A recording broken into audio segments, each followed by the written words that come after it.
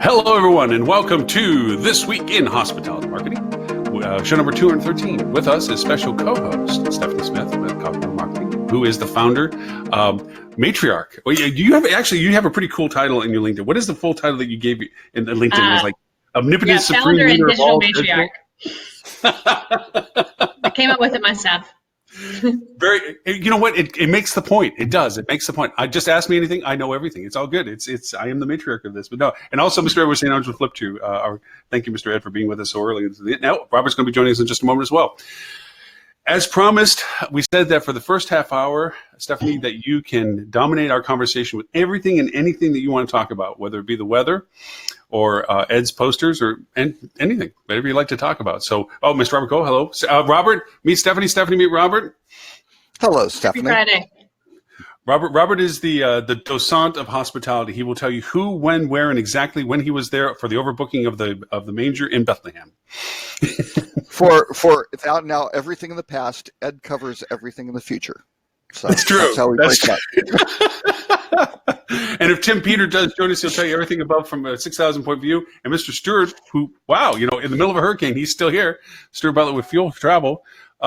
He will tell you all the things that you need really to know. So, yeah.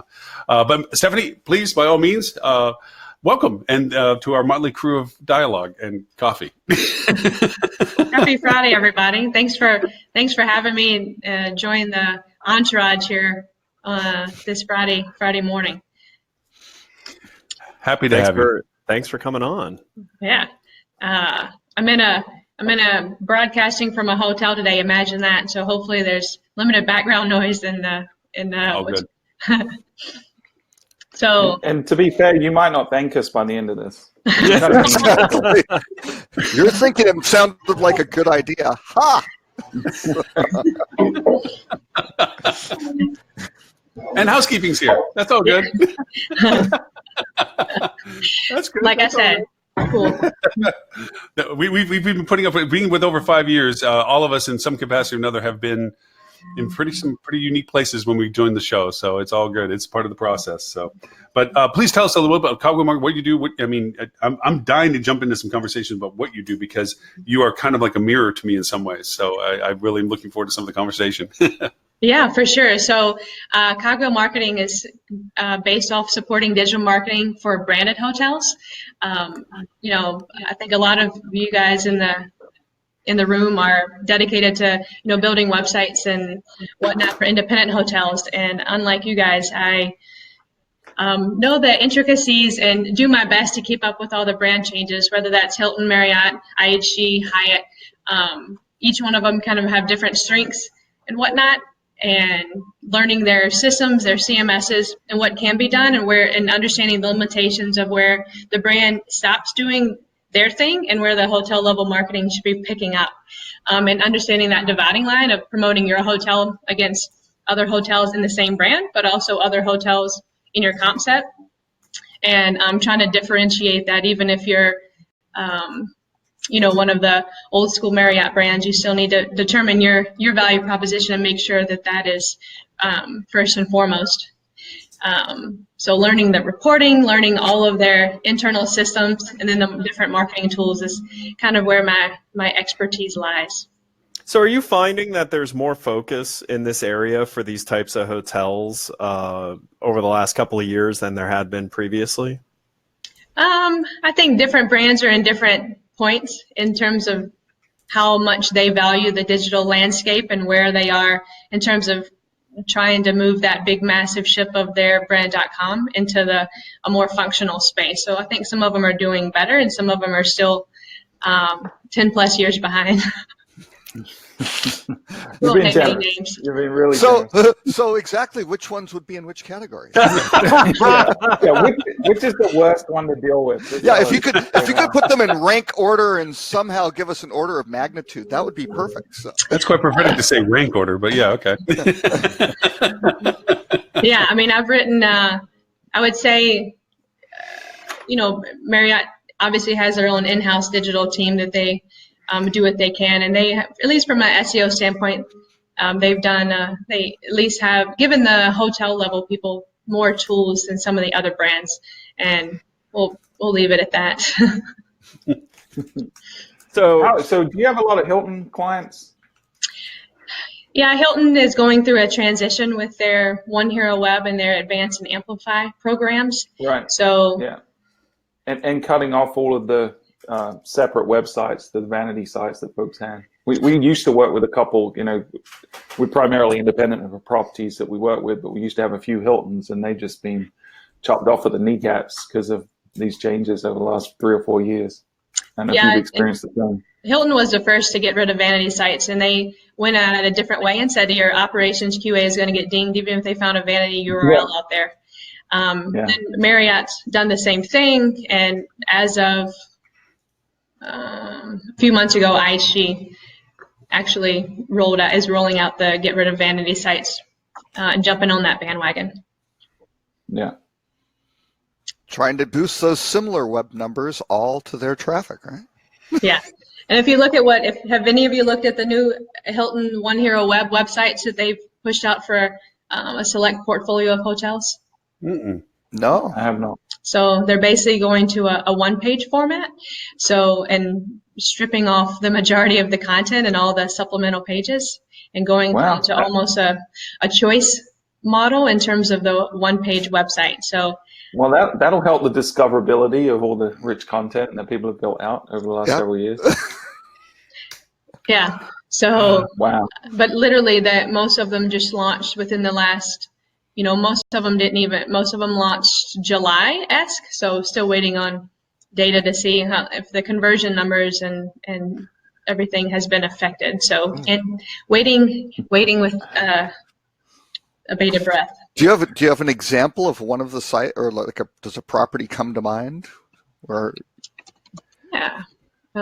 Does my screen share go off when I toggle back and forth? No, Maybe. no.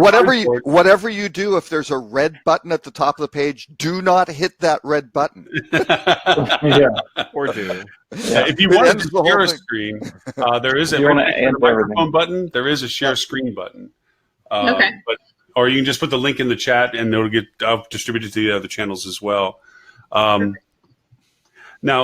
in your conversations with hotels that are doing this, or what Hilton, are you arguing the point that this is going to dilute their value proposition, or is it not a point that you can even argue? It's just a matter of adapting to the fact that this is now canon and that you now have to do it this way, and what does it limit your options? I think it's it's one of those things I guess I'm forced to adapt to that I'm not necessarily on board with. Even their photo galleries, most of them are cut down to 12 images. So you can see what that can kind of do to just that storytelling piece of it. So adaptation is what do you have to do with Hilton, because it's much harder to fight. So I haven't, Ed, winning those battles. Sorry to interrupt, Ed. Haven't you found that 2 pictures is really the optimal sort of? Yeah, an exterior porte cochere picture needs to be kind of the main, and a front desk, and the front desk, right? Hopefully with no guests or staff. Don't show any guests. Yeah, no life whatsoever. As if low resolution. It has to be pixelated. Do not pollute your website with content about the things around you. And quite honestly, don't put your address anywhere easily found. Phone numbers are so old. You are not trendy and cool if you have a phone number. Well, I think Google actually dings you in search now if you put a phone number on your website. So at this point, I'd like to point out our sarcasm is going crazy. No. So what are you finding? I mean, so the example you put up, say Hampton Inn, which again, we have to remember that Hampton Inns, Homewood Suites, Hilton Garden Inns, this is the majority of the hotel count of Hilton. It's not Hawaiian Village or the El San Juan in Puerto Rico. Like, those are a completely different, very small subsect animal of overall Hilton. So in what you're dealing with, are you dealing with the owner, manager of a Hampton Inn, or are you also trying to help the larger resort style properties? I would say both, but I would say that most of the larger resorts have some type of existing support already. It's the select service and extended stay hotels that have assumed I would say it's a misconception that the owners have assumed for a long time, oh, the brand does that for me. So, and if they think, oh, if the brand does it, I don't need to worry about it. But as you see with the amount of development and the amount of influx of hotels that are coming to a lot of market, there's still an opportunity, because not only is this Hampton, in most markets, there's, you're inundated with, you're not only competing against other brands, but you're competing within your own brand.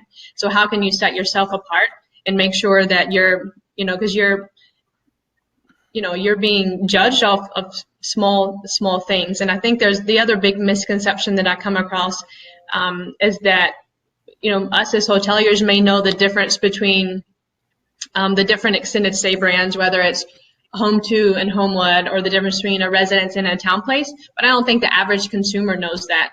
So making sure that as we try to differentiate across brands, that we're putting whatever not only what the brand has defined as their value proposition, but also what makes, each Hampton Inn still has unique offerings or amenities as it relates to location, and things like that, and making sure that that's first and foremost, on your brand.com site, but across all your platforms. Stephanie, one of the shows that we did, which was a lot of fun, was Robert gathered the mission statements of the brands and images of brands, and he read them, and then we had to guess what brand they were, and then actually showed images, and we were 0 for 0. Well, and these weren't just mission statements. These were the stated descriptions Yes, when you go down the brand page of the chain sites, right? Exactly how they differentiate their brands, directly, and yeah. Yeah, so it's a quite challenging task, even for members of their own hotel groups don't do well. So how do you tackle that when you're sitting down in front of somebody that owns, generic brand A or generic brand B? We don't have to keep picking on Hilton. How do you tackle that? The idea that they think the brand, number one, their awareness that the brand isn't doing it for them, that the brand has limitations of what the brand is even willing to do for them, the exercise of the tools that the brand's even being available to them. And how do you tackle that whole conversation? Because they're thinking, okay, well, that's what the brand wants to do. I'm paying them. They want to make it one page and cut out half my pictures and whatever. How do you tackle those conversations? I feel like it's I look with a lot of smaller management companies, and they unfortunately, it's a very reactive state where they get in, where they're like, oh, there's hotels coming into the market. What am I supposed to be doing about it? Or I'm losing market share, or I've lost accounts, or when I Google myself, I can't find myself. So unfortunately, a lot of the times they know they need to do something, and they are like, what am I doing? So a lot of times I feel like they're willing to make the investment. They really don't know what they don't know. So I try to, as I'm cleaning up and auditing, I'm also trying to train them at the same time so that they can understand why we're doing the things that we're doing. They all know at this point, for the most part, reviews are important, images are important, but it's all the other pieces, the smaller pieces that kind of go into play that is a learning experience for a lot of them. So I give props to the one that say, even though it's sad to say, they've got along this whole time without doing any marketing outside of what the brand does, there's still a lot of owners out there that in that situation. So how does social come into the conversation for you with them? Sorry, there were two people talking. Sorry. No, go ahead, Stuart. Go ahead. I already got my question. Age before beauty, Lauren. Go ahead. Oh, sweet talker. All right. You old and me beautiful, but never mind. Wise, wisdom, okay, sure. How does social come into the conversation when you're talking to them about solutions and value? There's probably going to be a difference of opinion in terms of storytelling with social, that because I would say the majority of my clients are the select service extended stay.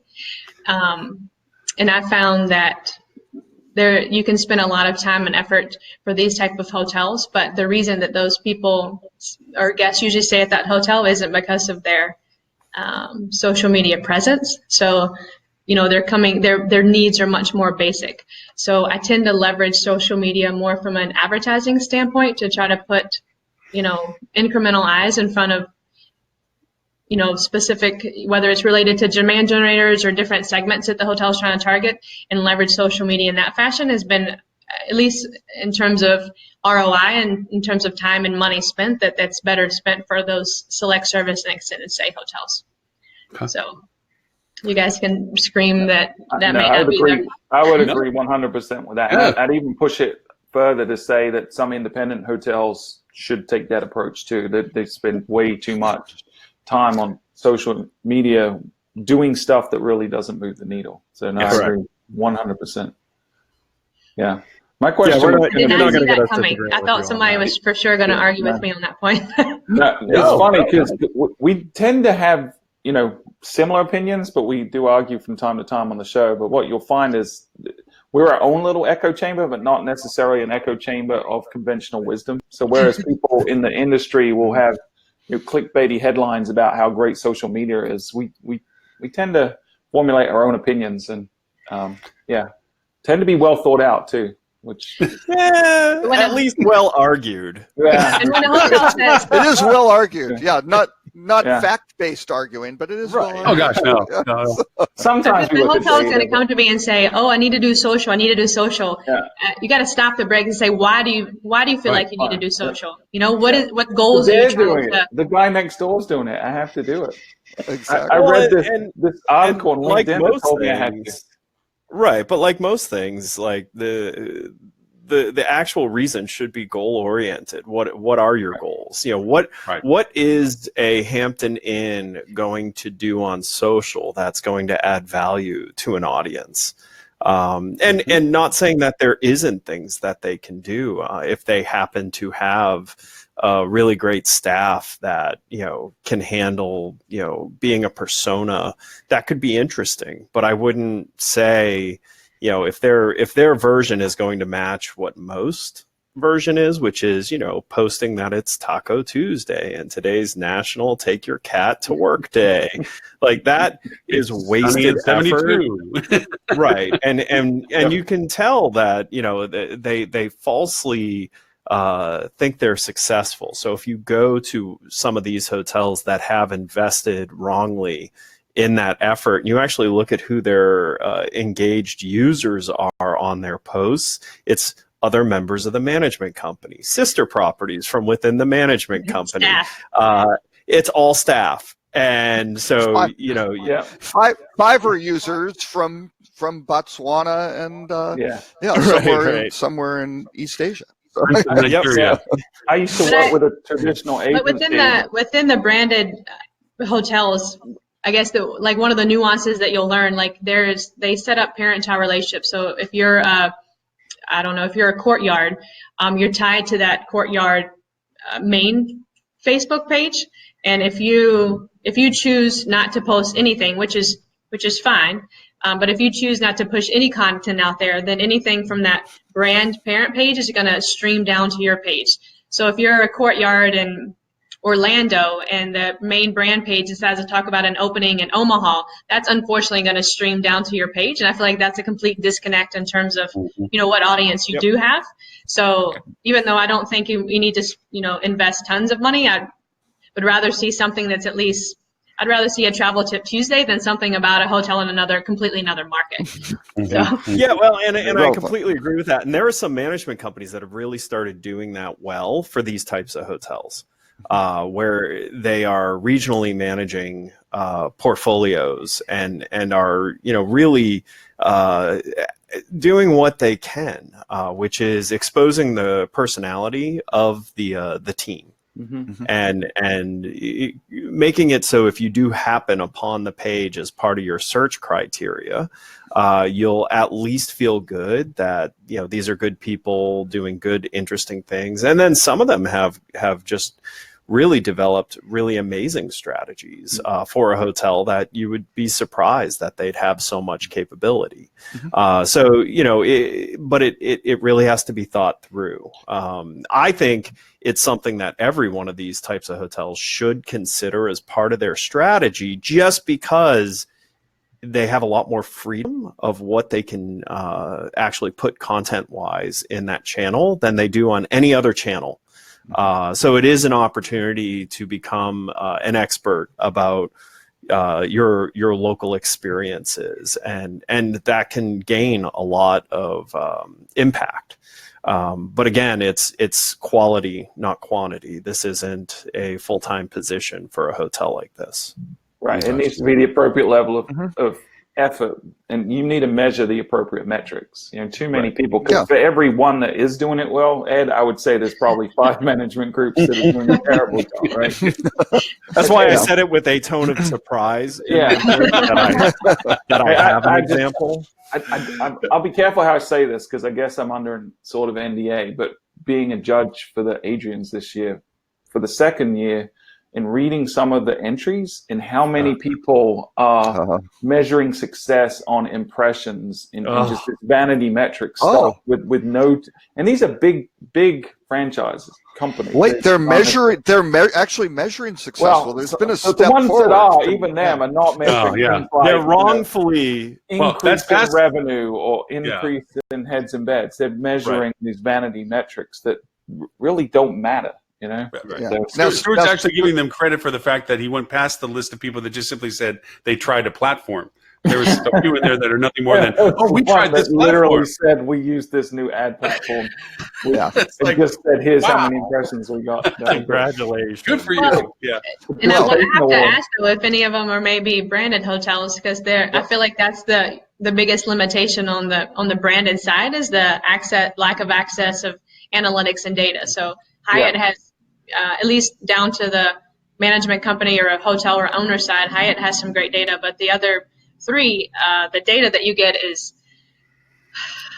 sketchy at best. Not to mention their use of attribution models and whatnot. So you have to make decisions based off. You kind of have to make some leaps of faith in terms of connecting the dots sometimes. So that's probably the biggest struggle in terms of running these different campaigns or putting these strategies together. Yeah, and that's why we really backed away from the flag properties as an agency. We just, we realized we couldn't do the things we wanted to do without being able to measure the level of success the way we wanted to. So that was part of which fits into their brilliant evil plan of getting these hotel owners to fork over extra cash to take part in marketing programs, because spending your own money to send it into the abyss of untrackability is something that's hard to justify.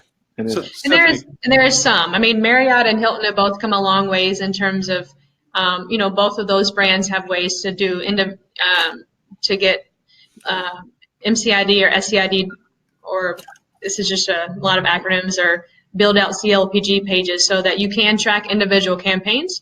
But in terms of any type of, access to Omniture or anything like that, it's it's just not there. You can pull specific social reports, maybe referring domain reports.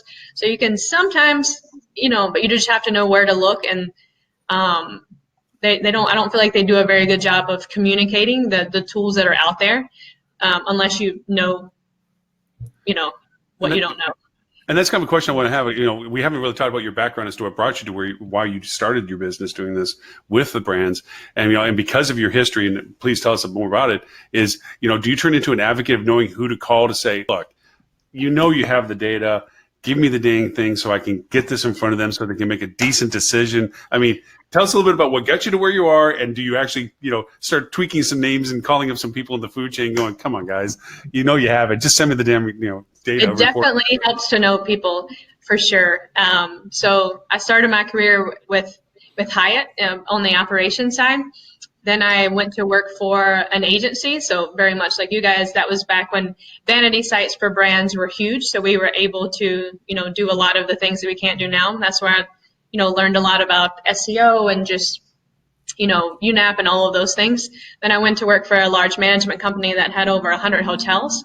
And that gave me just the leverage that company had in terms of the volume of this, especially all three of the Marriott, Hilton, IHG gave me exposure to a lot of people. And then within Marriott, they have a digital franchise committee, and I was on the advisory council for 3 years. So that not only gave me resources to other people at management companies like myself so that we could, trade ideas and methodologies and things like that, but it also gave, an insight into kind of Marriott's thought process. And then on the IHG side, I was on the Owners Association board. So I would say their force of change is a little bit different than the other brands, and how the brand chooses to make decisions and things like that because of that owners group. So, which is unique to the IHG brand, but it kind of helped me understand how they work differently and how their goals are set up differently based on their relationships.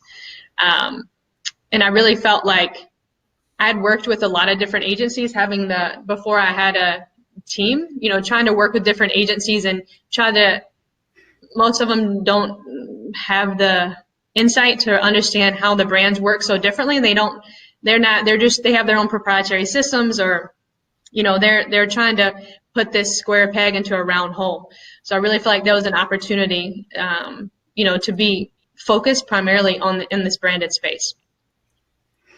Do you have any clients that you have to deal with brand saturation issues in their market that, as you said, with the mergers and everything else, and their assignment that you have 5 keywords and this is all we're going to track, and that you have to share these and you can't have those because that's them and that's not you? And how do you mitigate all that, or do you have that experience yet with it? Yeah, I mean, I would say, the brand, if you're not managing it at a hotel level, the brand's going to put a brand first strategy in. So they're going to assume, Hilton is going to go after, they're going to make sure that they capitalize on all Hampton terms, for example, in a market. And that's kind of their, how they tend to go in terms of optimization, because they're going after, they want to make sure that brand loyalists and things like that are there. So you have to find that dividing line, especially if there's multiple, let's say, Hamptons in a market, trying to differentiate yourself, and also compete against them. So there's definitely market saturation in markets. But again, there's so many hotels in this area that don't give any effort to digital at all. So that was a bit of a tight way for it. What are some strong successful strategies you have working against independents in market that are the nimble ones that have the ability to be flexible in their content, flexible in their engagements, flexible in their tactics compared to the rails you have to run between? In terms of success stories, I feel like a lot of those are, I've done my fair share of openings. I've either opened or converted about 40 hotels, a little over 40. So there's a lot of, probably another misconception is owners think if I have the newest and prettiest in the market, if I build it, they will come. And so if I get involved early enough in that process and make a plan, then that hotel can ramp up a lot faster by supporting different, tools that are outside of the brand to help that hotel ramp up faster. It's always sad if a hotel's been open 6 months and then you get brought in and they're like, and you're so far behind the game at that point. It takes so long, so much. You're kind of starting from ground zero almost. So, I feel like a lot of what the brands don't do very well, as well in terms of conversions and openings, is any type of UNAP or NAPW consistency, just distributing it out there. If there's a name change or a flag change, and being able to tackle all of those different websites that they're on, because most of the brands use a platform called Yext that you guys probably are familiar with. But that, Yext, most of the brand partnerships only cover about 40 websites in terms of UNAP or NAPW. And the digital ecosphere is much, much larger than that. So there's, a huge opportunity to make sure that is at least clean and telling that consistent story of who your new brand is or who your new hotel is, so to speak. Yeah. What do you feel like are the biggest gaps in general from a day-to-day marketing perspective that the brands are not providing? Where do you find the biggest opportunity when you come into a property? Like in terms of what the brand, the brand limitations or opportunities. Yeah, what the brand should be doing or the perception is they were doing that isn't happening, that you can come in and supplement or replace and see the biggest bang for the buck. Well, I don't think there's ever one magic wand, so to speak, but there is definitely an opportunity for every single hotel to have better content and understanding what content you can add to a specific hotel. I'll go in, let's say there's 20 different places in their CMS that you can add content. I would say half the time, 30-40% of those places are just blank. So even though there's a huge limitation on the content you can put out there, you still need to fill in and take advantage of what you can talk about. There's also a huge opportunity if your hotel's ever been through any type of renovation. There's usually all those old renovation photos that are still out there on every single website that need to be cleaned up. If there's been no hotel level optimization from an SEO standpoint, it's all brand, or just going after the hotel name. There's a ton of things that the hotels don't look at. I also look at their like Expedia and Booking.com profiles and make sure that they're optimized. That's usually, sometimes that's handled by revenue managers, but not very frequently. So, and then I think the other thing is just turning on paid marketing channels that the brand doesn't maintain for you. Like most of the brands have some type of opt-in for meta search, but outside of that, most of their paid advertising, there's not much opportunity for any paid advertising through the brand to supplement for your hotel. So once the kind of cleanup is done, understanding what channels are available to you outside of the brand that you can run without getting your hand slapped. How much of a focus do you put on consumer sentiment feedbacks and so forth, like you mentioned Expedia and so forth? Do you focus in on them, making sure that they have a fast response rate and so forth, especially early on when they do come out as a new shiny penny hotel, that they kind of get ahead of the roll and make sure that they get that ranking, that rating, that response level so that they show well? Is that something that you focus with, or you were just say it is what it is, as long as it's accurate? No, I think it's, I tend to push Google and TripAdvisor reviews. The brands, love to have their own internal surveys pushed, but obviously that's not going to reach the majority of the audience. I like with Expedia, you can do those real time, like happy face things, and I actually usually tell the hotels to turn those off because I feel like that trains the hotels or trains consumers and guests to continue to use that channel. So I usually say turn that off, but you still need to have the reviews through there. Right.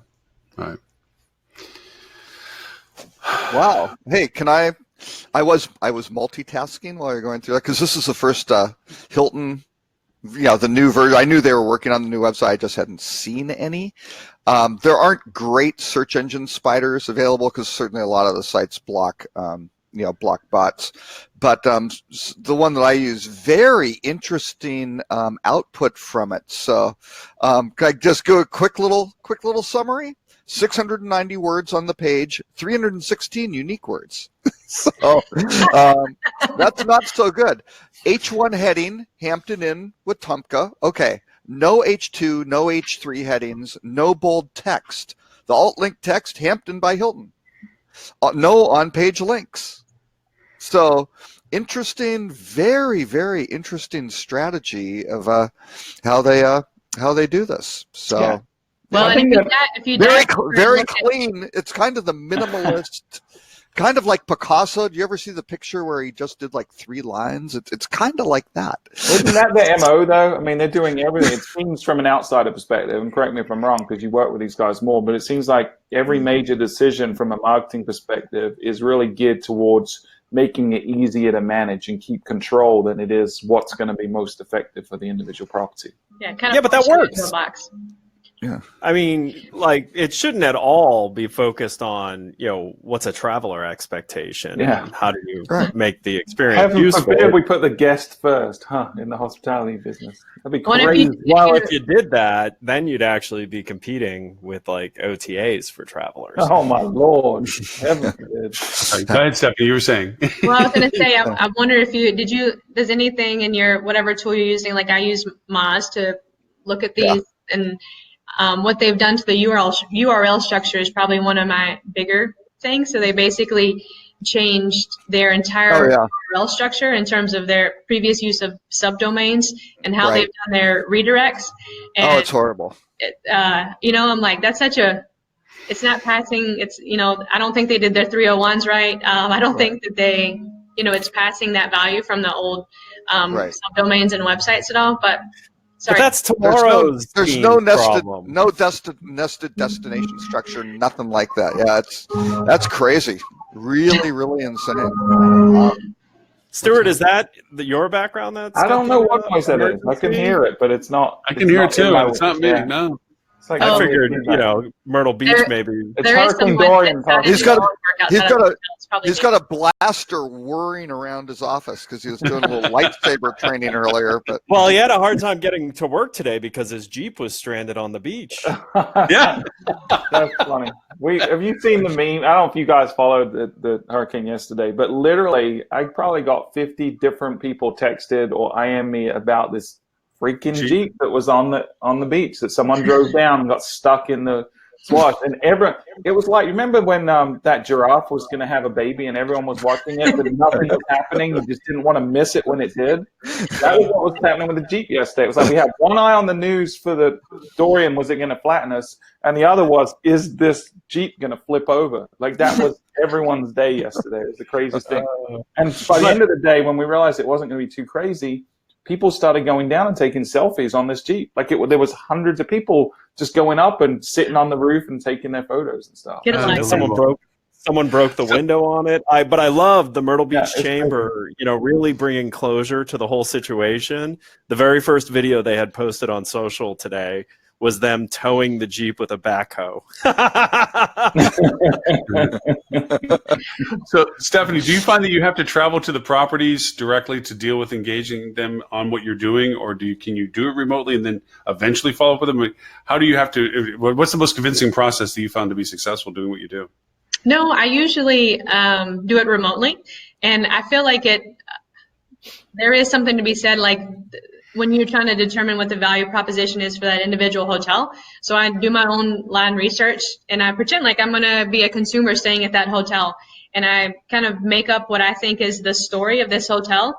And then when I have the conversation with the hotel, I say, okay, this is, I've never been to your hotel. This is what I see. Is this story, your online story, match with what the story you're telling, from a sales standpoint or from an operations standpoint, and then trying to make sure that they basically match. So it always is helpful to go to a hotel, but I feel like most people are doing what I'm doing. They're making that decision before they ever go to the hotel.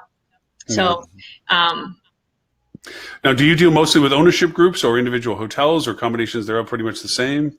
I feel like most of them are, I work with smaller management companies that don't have that dedicated in-house expertise. So they're looking for somebody, maybe they have 5 to 15 hotels in their portfolio, and they need some grander oversight. And again, it's that training aspect where they don't necessarily know what they don't know, but they know they need to do something, but they may not have, X amount of dollars set aside for that person. So I find that a lot of hotels are if they have a stronger Marriott portfolio, that they are, they can potentially use, MDS for some of those services. Hilton, like I mentioned earlier, rolled out with their new advanced program, which is probably a harder thing for me to combat, because as most hotels are seeing in this area are seeing about a $2,000 per year increase in terms of fees. But what you're getting for that is a little bit harder to tangibilize. Yes, you're going from a, maybe 8-page website down to 1. And so they're paying for, obviously they have to finance that in some capacity. But there's still that dividing line with, what the brand does versus what they don't do. But that's the smaller management companies are kind of my niche, so to speak, just because once you reach, I would say 25 hotels, most of them have, I would not say most, a large majority of them have made that investment. Like 4 years ago when I joined the Marriott Franchisee Committee, there was, I don't know, I think there were about 60 management companies or so that had some type of digital resource in-house but fast forward now, I mean, it's, there were a lot of people coming in that said, they would get hired, but they didn't know anything. So they would, like the different advisory council members would say, okay, this is the kind of stuff you have to start doing. These are the things that you need to know. So it was almost like a mini kind of training thing that was put together for some people as management companies decided to make that investment. That's right. I'm from the agency side in the interior. I remember the transition for it. It's now, this is going to be kind of a rough question if it puts you in a comfortable position, but do you think the certification with HSMAI has made an impact within the infrastructures of the brands? Marriott went full tilt in. They're saying, hey, we're going to go for certification. We're going to send people in for certification. Has it helped the expansion of companies and ownerships and managements to consider that somebody getting the certification is going to help them expand their ability to handle these things? Or is it just simply it's in the market, people may be aware of it, but it's not really an influencing factor? I think the certificate, I think it's a good one from a baseline, making sure you have your bases covered. So I think it's a good starting point. Do I think that management companies care? I don't know. I think that individuals within the space, want to be able to show that they have some knowledge. Outside of that certification, I actually, like Cornell's building a longer term kind of hands-on type course. I think it's going to be like an 8 or 12-week course. So I think where the HSMAI certification is maybe more entry level, I think, you could potentially from a learning standpoint transition into that. But I don't think hotels or most owners or management companies or know about that certification from like an operations standpoint. So I think it's maybe an area of opportunity. They definitely know of HSMAI, and I think a lot of people know about the conferences that happen, and it's kind of a matter of putting those things together, I think. Okay, fair enough. Yeah, that's an Cornell course, right? That they're putting together. Yeah. They're trying to expand into a more advanced. Oh no, and it's brilliant. The HSMAI program was supposed to be 3 tiers. It was supposed to be initially entry, intermediate, and advanced, and they've gotten to this one so far. So we'll see. Now the other is that now, do you, when you go in, do you say, I'll do this for you, or am I going to do this for you and show you how you can do it for yourself? How's the blend of what you do? I mean, are you leaving a trail of happiness and apple seeds behind you, or are you saying, look, I have the magic in this bag, and when I leave, it goes with me? I mean, what? Yeah, I mean, I think definitely knowing the systems is helpful, because I can go in, if I found in the past, if I say, okay, I'm going to tell you exactly what to submit to XYZ system, it never gets done. So once they agree with the new strategy I put in place, then I actually go and push all the buttons, clean up whatever, get access to everything and do it.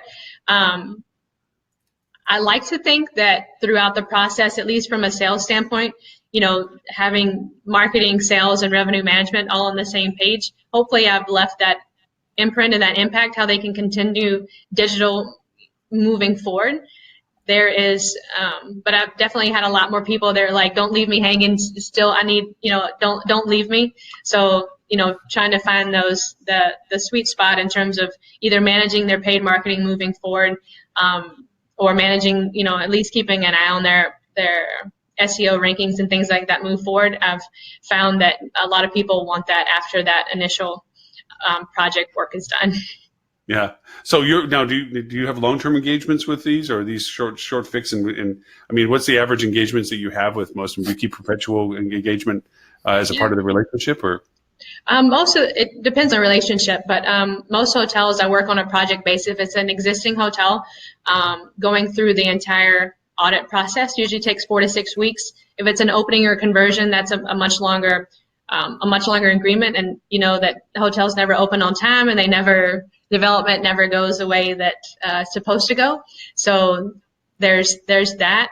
But I also like doing, back to some of the larger management companies that I work with, have made the decision to hire somebody in-house. So I have opportunities to train them to make sure that they have all the tools that they need in their toolbox moving forward to be able to push and pull the levers and define strategy. So those are some of the longer agreements, just to make sure that they are comfortable with, everything, all the different options that are out there. So your sweet spot for clients is all brand portfolio, mostly brand portfolio. Less than 25 hotels, what it sounds like, in the sense that they say they've yet to dedicate themselves internally. But what is that pretty much the right spot, or is that? Yeah, I would say 75% of it. There's a couple of management companies that, will pick up a independent hotel and have no idea what to do with it.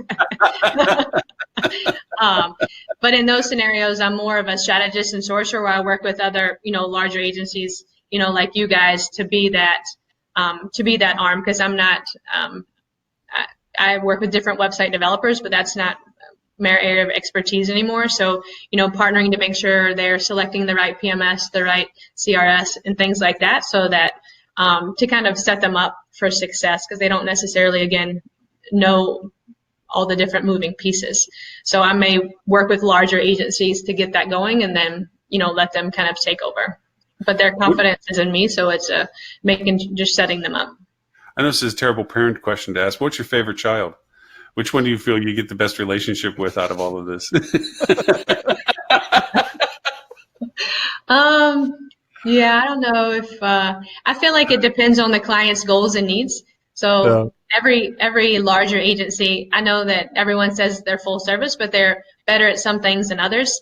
So every agency, some of them are good at design, some are good at SEO, some are great at social or content marketing. So it's understanding, again, what that hotel's goals are and being able to find the right partner fit for them. So that's why I work with actually a lot of different partners, because it's about finding the right long-term fit too for that hotel. Except for fuel travel, which is great at everything and perfect for every kind of business, any business, from I was actually more brand. A small mom and pop to a Fortune. No. I was thinking more brand. What brand do you think you work best with? Because, like, I was going to ask you about CRM questions about it. We have successes in pulling data out, customer engagement stuff. But which brand do you think you can really? There's more manipulation opportunities, more data resources, more functionality things. Is there a brand that seems to stand out as being more functional in that sense? Sorry, I should be more clear on that one. Sorry. Marriott, for sure. Yeah. Okay. Now, speaking of CRM and so forth, I mean, is there some things that you do when you walk into a hotel? Like, when was the last email you participated in or something? I mean, what are some things you do to kind of kickstart some of their consumer engagement? That was a good sound. I was like, yeah.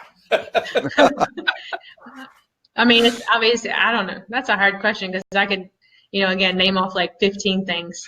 I feel if it's an underperforming or hotel, the first thing I do is look at their channel mix and see what their OTA contribution is versus brand.com, and use that as a guiding tool. Most hotels, should be leveraging Expedia travel ads to do what they need to do. And then Facebook advertising, I feel like you get a large bang for your buck. And those are usually some of the easiest low-hanging fruit that you can implement, immediately. I've dominated the question. So you mentioned earlier about getting slapped on the wrist. Are there things that you recommend to your clients where they're kind of in the situation of begging forgiveness, knowing that the consequences probably aren't as bad as they could be, so it's worth taking the risk to bend the rules a little bit? I'm always going to ask for forgiveness versus permission. Yeah. So, there, without saying, there's the slap on the wrist is usually like the brand says, hey, you shouldn't do that. And you're like, okay. Right. I've never gotten a slap on the wrist that we'll try to fix this. We don't know how. That deterred me from recommending it for another client. I try to be upfront about like, hey, this is kind of in the gray area, but I try to obviously follow brand standards whenever you can. But sometimes you just have to fight a little bit harder for some hotels. See, and it's funny. Lauren actually changed his last name to Gray because of his time doing marketing. I heard about it already. Doing marketing for. Yeah. I had to tell her my history with Marriott just because I was like, yeah. His last name was originally Sanchez, but he changed it to Gray because he lived in the gray area. Lived in the gray area for it. But I completely agree with you. It's better to get to for forgiveness. But and Lauren likes to find the almost black edge of the gray area. You got to know your limits. You got to know. And then he likes exactly to search for mistakes in the line where it maybe is bumped a little, and then he gets right up in that too. Yeah, in that little notch kind of stuff for it. Exactly. But yes, it is true. But now, given the fact that you don't always say social is a good solution process to it, and it's not actually a strong direct channel all the time, is there circumstances or clients that you've worked with where social was a good lateral shift for them? As to Ed's point, there's a great place for content. It's a great place to expand your voice when you have something to talk about. Has there been some circumstances where it's been successful for you in that way? I guess my strategy is more aligned with like aligning your hotel with demand generators that are in the area or specific segments that you're targeting. So like I'm based out of Seattle, so how can we get more of those Canadian travelers that are coming down from Canada, and being able to put our hotel with all the different options that are in Seattle, being able to put our hotel and make that association, I feel like is key. Or just being able to associate yourself with the specific demand generators in the area and aligning things that way, especially when you've got, just inundated with so many choices, making sure that people in that area, at least from a social standpoint, are associating you with those demand generators. I feel like that's more where my successes have come in for these smaller hotels. Now, Stuart, we told you, Stuart loves Airbnb. He loves talking about Airbnb. He's a fan of Airbnb. I think it's a real threat. Oh, yeah. He thinks it's a real threat. Now, do you? It's paralytic fear of Airbnb, I think, is really the fact that we even mentioned Airbnb is only to taunt Stuart in his desire to stop talking about Airbnb. But anyway, again, my issue is not Airbnb; it's the industry's obsession with Airbnb. Do you, in your conversations with the smaller branded hotels, do you bring that into your conversation? Do you consider them in the market that you're dealing with? Do you even look at them as just nothing more than what they are, as a flexible dynamic inventory, or how do you approach it, or if at all? I feel like that's a bigger fight for the brands to handle, and is more handled on a city or regional standpoint, depending on, if you've looked at the recent settlements they've had with Miami and Boston and things like that. I feel like it's handled. It's not something for an individual hotel that they can combat it at this point. Whether that's right or wrong, I don't feel like an individual hotel can do anything about it right now. Yep. Nor should they worry about it. That one was for you, Stuart. That just making sure. They should consider getting in on blockchain technology. Blockchain and AI. Well, only full VR. VR. I think you really want the IoT VR blockchain. That's kind of the. Yes. Yeah, I'm sure that I can't even get them to update their pictures on their website, much less.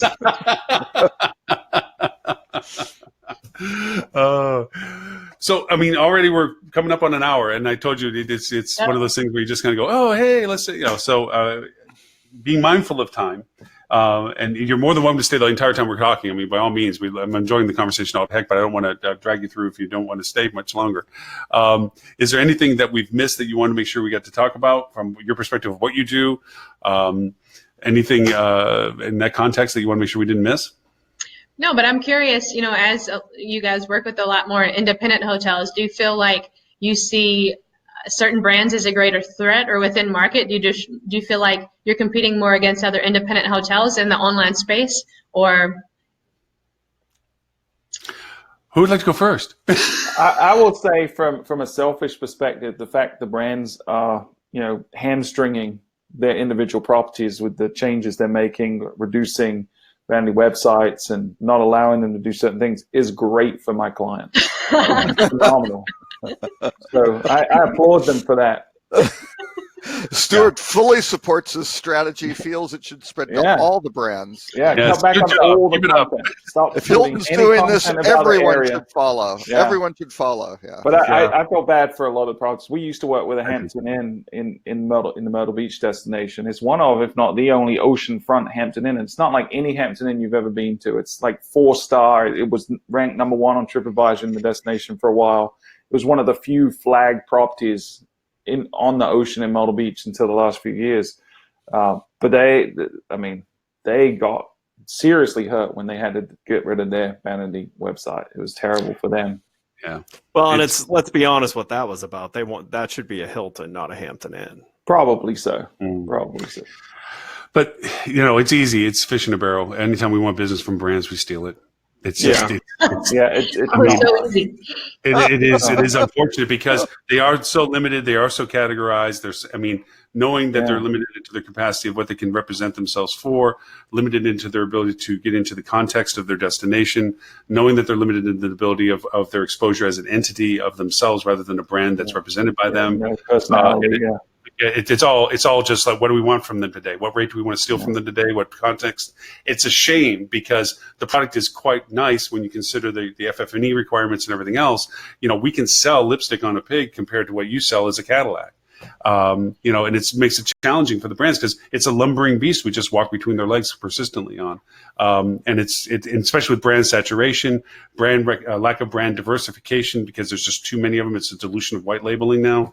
It just makes it very painful to watch the fact that you can do that. I mean, and they need all the help that you can give them, because in all honesty, everything you just said that you do is literally the only levers and tools of fighting that they have. They're pitchforks and knives against machine guns and helicopters. But do you actually, so I guess where I struggle is most of my star comp sets usually don't have many independent hotels in them. Right. Do you actually have branded hotels in your stars?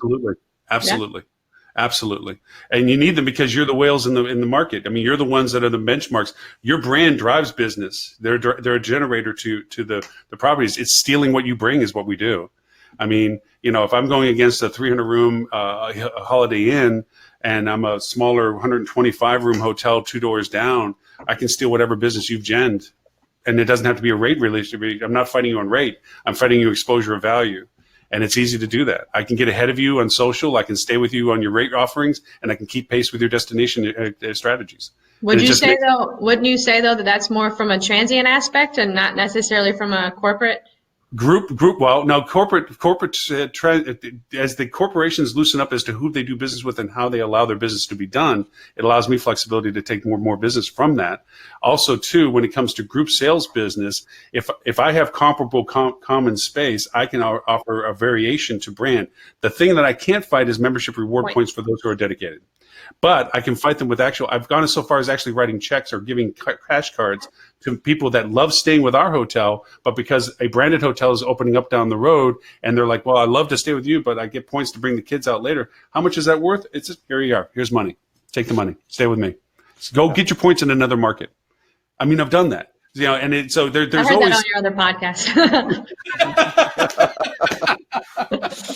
Yeah, so I mean, it is a harder thing to fight the membership points system, but the point is, as we've talked about on the show, it's not a loyalty program; it's a frequency program. Mm-hmm. And if you can battle it with value proposition based on relationship and develop a longer life cycle relationship, you're going to get better value to them. They're willing to sacrifice. Yeah, that's not a battle you have to fight because it's not one you can win. So you can avoid it in a lot of different ways. Yeah.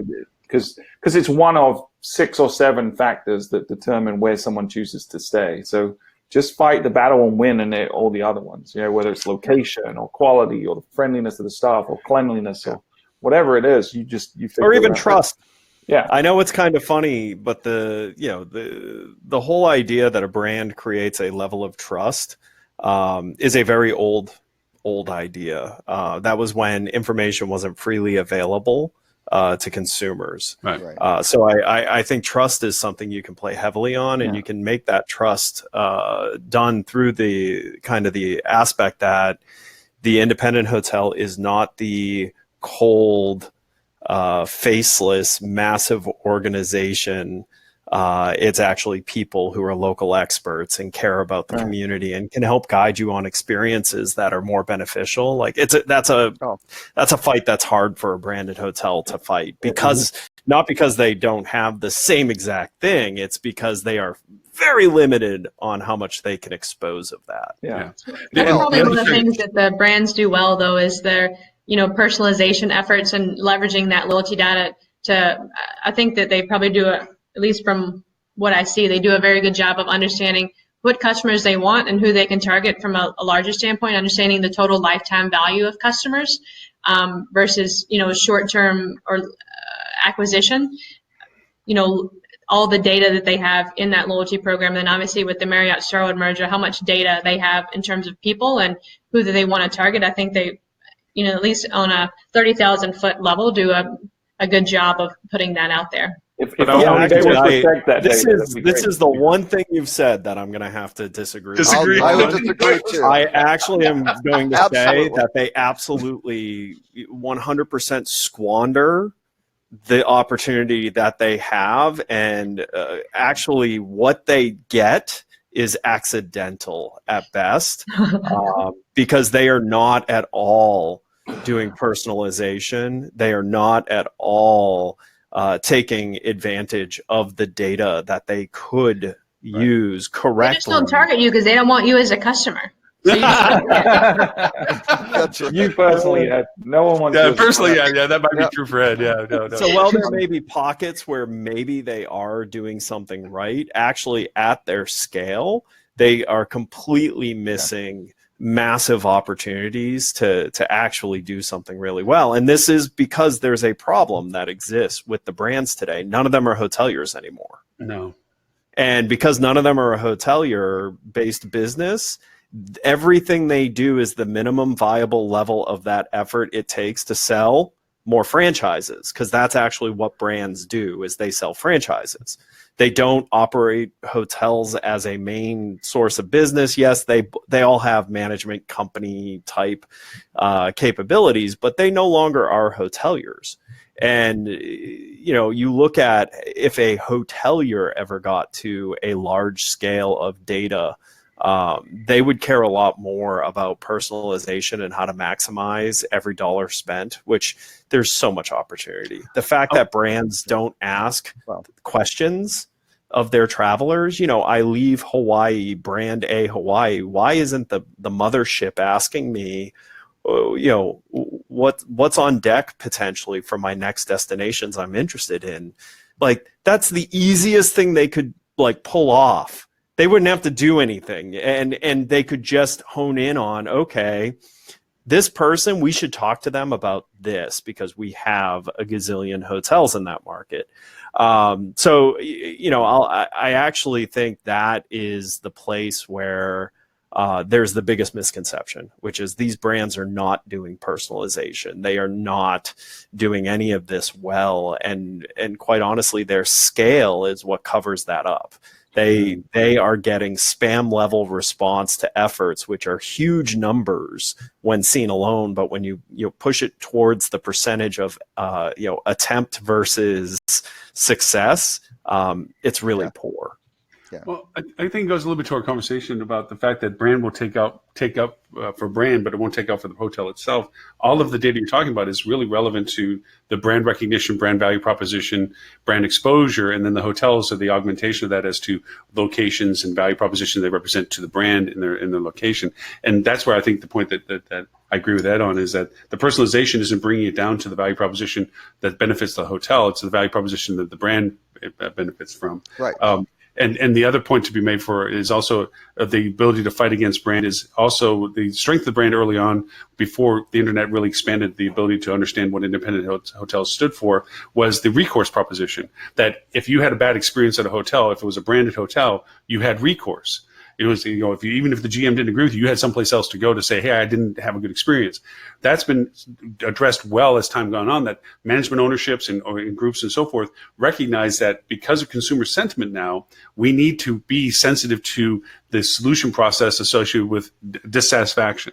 So there is recourse through public exposure.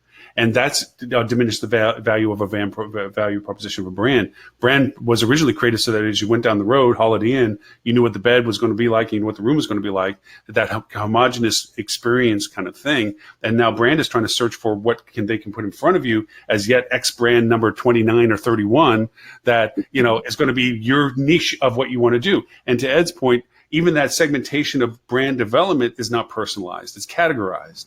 It's not really that point. I'd say come to the dark side, but they need somebody like you on their side to fight for them, because there's so many of them that are going like, what do I do? So they need you over there. But this is where I think there's massive opportunity in this space to skirt what you can do as a branded hotel to dampen some of the effects of the negative aspects of the brand. Yeah. And again, we're focusing on the weak points. If you spend enough time looking at any company, you can find their weak points and make it look obvious. So, while we may be beating up on them, there's is some balance here. They bring value proposition of purchasing. They bring value proposition of financing, training. I mean, the biggest value they bring is the ability to finance the project. Let's face it. So, if you look at it ultimately, brand versus independent, the brand may not have as high of a ceiling potential on profitability. It has a way higher floor than a independent hotel. Eliminates a lot of risk. A brand as a value proposition is you do not need an MVP team to hit within the range of expectation of financial performance of the asset. Yep. Yeah. The brand does do a lot, so there's for sure. Yeah, it's a much narrower band. Which if you're doing that type of investing, if you're not a hotelier, if you're a real estate investor, if you're any type of institutional investor, brands make way more sense. Oh yeah, the investment. But if you're a hotelier as an owner, brands make no sense. Yeah, but no, yeah, from an investment proposition, ability to scale and not have to have much internalization because you're reliant upon what you're paying for the brand to do. They perfectly need you because the gaps that they don't do, the things that they don't provide resources for, you step in and say, let's line this up, let's fill the holes, let's make sure the paint looks smooth. And you do that. And they need that because there's so many people that get into this and they get 4 or 5 hotels under their belt and they've yet to even turn on their first newsletter, or their first campaign build or anything. They're sitting around going, well, I know there's nobody walking in the front door, and it's like, well, because you're not telling anybody you're here, it's a simple process. So, yes. And the brands have a struggle from a Wall Street perspective and a share price because they've got to generate ROI on this stuff. So if they start doing a bunch of personalized stuff to boost each individual hotel, they don't see the ROI because their compensation is just based on a percentage of rooms revenue, right? And it's kind of like, it doesn't really matter which one it falls into as long as it's part of the overall family. If they can get a little bit higher ADR, that's great, right? And this falls into what I've said time and time again is know who you are and stick to who you are, and you don't have a crisis. Yeah. But actually, one more thing, because I'm just sorry to keep focused on this Hampton Inn thing. You're mesmerized with this link. No, it's shocking. There are no links. There are no links to the honors program whatsoever. Oh, at all.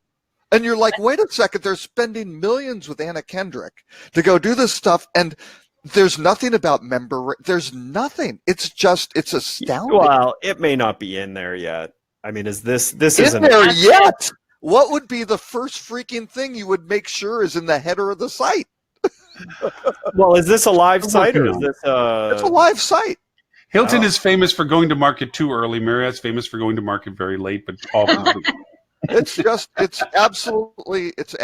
No, this can't be, because this doesn't have their global privacy footer. So this can't be right. Oh no, there it is. Yeah, and Hilton Honors is down in there. Oh yeah, that's helpful.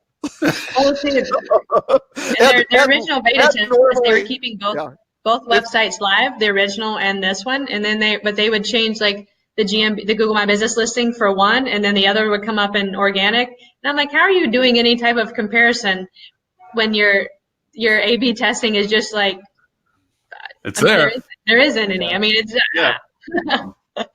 So are they even doing a percentage distribution on it? Like they're doing a 10%? Yeah. They've got a canonical link to the old URL structure, but that has a 301 to the new one. So I don't know. Yeah, it's kind of like who knows what they're doing. Yeah, it's hard to say. Sorry, I digress. Right? My one question. No. That's the whole nature of the show. That's what makes it interesting. I don't mean to jump early, but I do have a busy Friday thanks to missing multiple days this week to hurricane threat. So thank you so much for coming on, Lauren. Thanks as always for putting this together. I hope you guys have a great weekend. You can find out more about me at Flip2, and I'll talk to you all next week. Thanks, Ed. Red button. Ed. Red button. Not the red button. I was just going to say, you are more than welcome because Robert put together the list you saw. I don't know if anything piqued your interest to it. For me, I have a major RFP at the top of the hour. So about 5 minutes before 1, I'm going to step away. But that will leave Robert in charge, which is a scary position. Lauren has altered. Lauren has altered his business process. You are preparing for these RFP things. Oh, no, I didn't say I was preparing. No. Please don't confuse that I have a scheduled thing with preparation. Mine's a globulous amount of information that I'm like, I go and say, hi, so we want to talk about, and we start from there. Oh, but you're using a calendar now. That's so cool. Well, they gave me this thing called an RFP, which to me is nothing more than like, okay, sure, that's what we'll talk about. So I'm all good. He just opens AppSumo and says, yeah, this can sort out all your problems. That'll fix this will fix that. That's all good for that. But Stephanie, no, is there anything, again, this was all about you today to be able to join us with the show. Is there anything that we may have missed or anything else that we want to make sure we don't not talk about in that sense? Because you're a rare person. It's been healthy discussion. And, I feel like I was on one side of the fence and you guys were on the other. But it's been great discussion. So I'm going to stick around and see, talk about the regular news. So, yeah. Excellent. Robert, it's up to you to determine what is the best next topic for us to I never do that. I throw out the topics and let you guys decide. Now, Stephanie, be it known, with the lack of preparation, no one has read any of these news articles. I take that back. I looked at a few of them. I looked at a few of them. Headlines. No, Yeah. I read every one today. Well, Stuart, then you get to pick. No, they were all kind of boring. Just pick one that doesn't have about Airbnb. Okay. We'll be good. Hang on. For those who read, all of our vast number of viewers who get the email with it, I just wanted to point out I left out Tim Peter intentionally because we had said where everyone was scheduled to handle the hurricane. Tim was actually, as part of his, everyone knows he's CIA. But basically what they did with Mr. Peter was he was in West Palm Beach. That basically caused the hurricane to stall because he was leaning against a lamppost, as he's prone to do, just eating an apple, peeling it with his 20-inch kitchen knife, and just minding his own business. And obviously Dorian saw that, froze up over the Bahamas. Tim then swam to West End of the Bahamas and popped out just to keep an eye on things. Same thing, had an apple, just peeling it against the lamppost, and that's what caused the turn north. So Tim is now in Cape May, New Jersey, which is causing the storm to now veer severely to the east. And, I'm going to take the topic: floating day clubs. Wait, before we jump into that, can I have a point of contention? Because you misquoted me twice. I did not say it was a damp squid with a D. I said it was a damp squib with a B, which is a very different thing. I thought it was a damp squid. Oh, I'm sorry. No, did I get that wrong? Squib. Oh, I see. A squib is like a little explosive, so when it gets damped, nothing happens. It fizzles out, right? Oh, it's not like a firework. It's not like a Q-tip. Is that what they call it in New Zealand? Yes, exactly. A damp squib. I told Stephanie that you have this muddled accent that you originally came from Britain. Yeah, I'm a mutt now. We're actually going down through the entire British Empire of every former I'm colony. pretty sure you Googled all of the countries in the British Empire. He did. Okay, I want to pick a topic while we still have the benefit of Stephanie's input on this. Floating day clubs, the next big thing in travel and hospitality. Did you like that? I was hoping we could get something to replace Airbnb as a thing to be really afraid of. Anytime a subject line says the next big thing, it means whoever's writing the article has a big agenda to promote. Has an investment in something. Yeah. But I do remember succinctly the last time I was in Vegas and talking with MGM that they actually asked the question of the group. They said, what do you think is our biggest revenue driver? And most of the room raised their hands saying the gambling, and they said nope. And then they said, well, it's the shows, all the shows that they have and stuff. Nope. It's the DJ parties they have at the pools. There's a line through because they charge the biggest money maker for them. Yeah. And so now this article, as it's pointing out, they're showing the flexibility of this. I mean, to me, I find it unique because it goes in the same genre as food trucks. It's like, I remember when they used to be called roach coaches, they were only for construction sites. They serve basic foods and so forth. And now they're literally the mobile gourmet kitchen that goes to all these different venues. You're creating the destination, you're creating the opportunity. And now you're looking at these clubs and these opportunities, especially with more and more of the states changing their liquor laws as to what you can do as a license. I remember finding out when I was running the Melbourne Hilton in Florida that I could do a mobile liquor license. And I was like, really? And all of a sudden we started blowing up our catering because it's like, I can go anywhere and sell liquor. Are you kidding me? This is awesome. So we did the beach parties and all this other stuff, So I appreciated this for creativity in the sense that they're taking a dead zone space, Much kind of yeah. like what New York City with the empty office buildings, and they're doing temporary hotels. I thought that was another angle to that, where like you're taking opportunity and you're creating something out of it, and then you're pulling out and going someplace else. That's why I thought this was a cool article about, hey, this is something new. I think the whole pop-up, the whole pop-up and phenomenon. it will probably get emulated in other areas. It's a good idea, it seems to be on face value, but is it the next big thing for the industry? That's just buzzbait. Sensational clickbait, yeah. That's just you've got to look at the turnover and the success rate of nightclubs, right, is very, very difficult. And they do not generally, a few have long lifespans, but very, very few. It'll be a fad for a few years. I used to own a nightclub, and I could tell you that we did perfect. Our timing was make it as popular and as busy as possible till somebody comes in and say how much for the place, sell it at premium rate, walk away and watch it die within 18 months. Right. Yeah. Because none of those sometimes places that's only 6.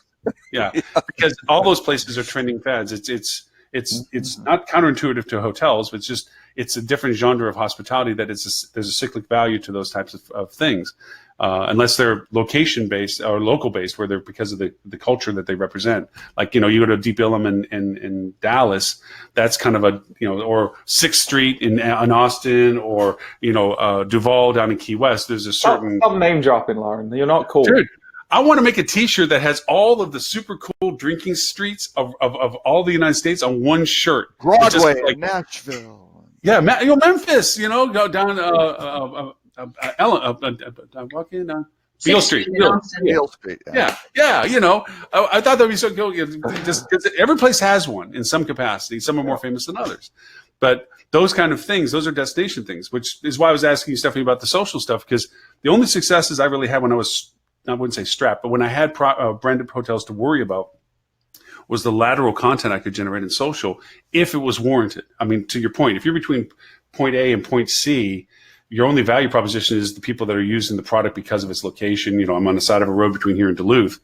You're not going to talk about how green the fields are, but you can talk about the event that's in point C when you're in point A and target it, and you can talk about the things in point A when you're in point C. So there is some value proposition to identifying the people that walk in your door and being able to converse with them, because as you showed with Hilton, they don't care. They're not there to create anything other than exposure. So that's where we can punch at things like that. So yeah. Anyway, what article do you have, Mr. Stewart, since I grabbed so much coolness out of the DJ one? I like the interview. I like seeing perspective. So the interview with the ex-CEO of Ritz-Carlton was kind of partial. Yep. Yeah, I mean, he didn't really say anything profound in it, but he reinforced a lot of things that we say, and it's good to see leadership. And he's gone on to start a new high-end property group, but interesting to see how his perspective on things like everything from millennials, or as Tim likes to say, adults under 40.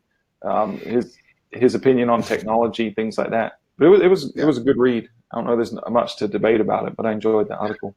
Steph, do you go over, and when you do your marketing conversations with the properties, do you talk about demographic segmentation? Do you talk about personas? Does that come into the dialogue?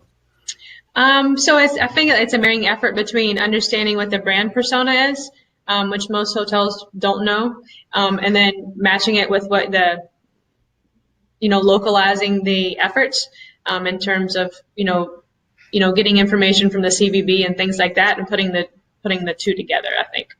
Mm-hmm. But I have news related. I kind of went through the list. Maybe you guys discussed this in last week's podcast, but the merger between Aimbridge and Interstate Hotels. Mm-hmm. Did 1,400 properties. Yeah. Yeah, we know. I mean, I know a lot of the people individually, and I think I was joking about. I would love to be a fly on the wall when they first walk in with their entourages from both sides of the conversation. The alphas in that room. I mean, as to who's going to pee on whose leg and it's going to be monumentous, because there's big egos on both sides of that conversation. I'm like, how did they? I mean, I can see why. I can see the parallel. I can see the value proposition. For sure. Those guys it's going to be like a battle in Braveheart with the English and the Scots running each other, clashing forward. Yeah. Oh, and Aimbridge is going to win on that, because they were the acquirer. right? And that's Well, how they've been acquiring bigger management companies like Pillar. Yeah. Pillar used to be fairly big in their own right, and I feel like they just keep on with this momentum. It's kind of insane. Absolutely. And the messaging will be there won't be changes. You guys do such a great job. We want to. There's such talent. This is great. And then the other more opportunity for everyone. More opportunity, and then get them into the octagon. Figure out who survives, and take they're building out, and you're done. They're putting a guillotine out the corporate office door. I mean, look what happened to Pillar. I mean, Pillar had a really good internal team. I knew them personally. They had a great internal team, and then all of a sudden it was like they got fences put around them, they got walls put around them, then they got parts of their body taken off, and it was like you don't need two teams. Well, it wasn't even that, but you never need two teams. One of the things that was always a success of a conquering thing was to adopt what was being done good and incorporate that. And they don't do that. And Interstate's not famous for doing that either. Interstate is like herding cats. They have so many ownership groups that think that they themselves are better than everybody, and they're trying to keep them organized. And now you got Amherst coming in thinking that they know they're better than everybody else. It's going to be really interesting clash of titans as to how do they organize the variety of their relationships in all the properties, alone the brand. A reality show. I'd love to see it. They should put cameras in all the boardrooms. I know. I want to see it. To your point, all the different ownership groups that they represent, like it's hard to keep all the different ownership groups happy, and this one wants this and this one wants this, and I want you to run my hotels like this, and how so many of them voice their different opinions across the board is drastically different.